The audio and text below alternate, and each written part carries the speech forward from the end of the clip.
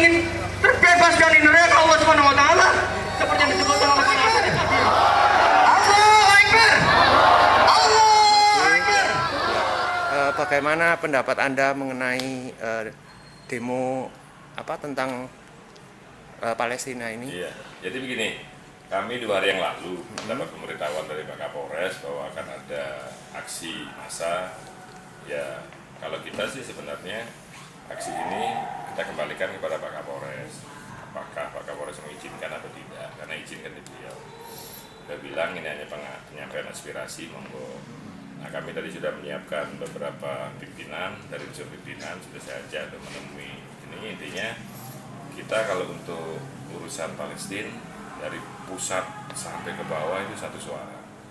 Kita bela Palestina sampai mendapat kemerdekaannya.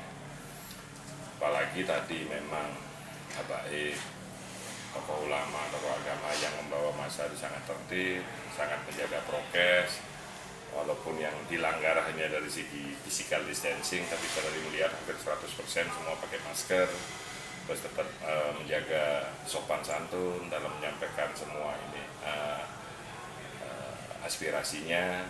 Intinya kita tadi mendukung, Pak Wali juga hadir, semua Forkopimda lengkap tadi hadir, pula berbaur. Itu menunjukkan bahwa satu suara di Kota Malang juga, bahwa kita prihatin dengan kondisi di Palestina, semoga segera berakhir dan Palestina segera mendapat kemerdekaannya. Jadi ini sudah izin ya, ya? Oh sudah. Mereka secara resmi. Kalau kita itu tidak dalam kapasitas menolak atau menerima, tapi semua harus lewat prosedur SOP-nya lewat kepolisian. Nah, kepolisian pun sebatas melihat kalau masanya memang benar-benar dengan maksud yang baik, ya masih akan diizinkan. Nah, terutama untuk Palestina ini kan bukan hanya di Kota Malang, bukan hanya di Indonesia, tapi seluruh dunia sudah menyuarakan. Kita sih yang menginginkan Palestina segera berakhir, Palestina segera mendapatkan kemerdekaannya, karena kemerdekaan adalah hak segala bangsa, hak segala manusia. Ya, ayo sama-sama kita mendoakan semoga Palestina dengan semangat dukungan moral tidak perlu kita datang ke sana, tidak perlu kita berjihad di sana, hanya itu hanya sia-sia. Lebih baik kita bantu dengan doa, dengan apa yang bisa kita lakukan. Tadi ada rupanya lelang barang, ada pengumpulan dana. Saya rasa jauh lebih bermanfaat jika kita harus datang ke sana untuk berjihad yang tidak akan menyelesaikan masalah. Masalah Palestina Israel harus diselesaikan secara diplomatis. Kalau diselesaikan dengan kekerasan tidak akan pernah ada titik. Kalau mengenai info yang duta besar Indonesia di Palestina yang tidak mendapatkan donasi 1% pun gimana?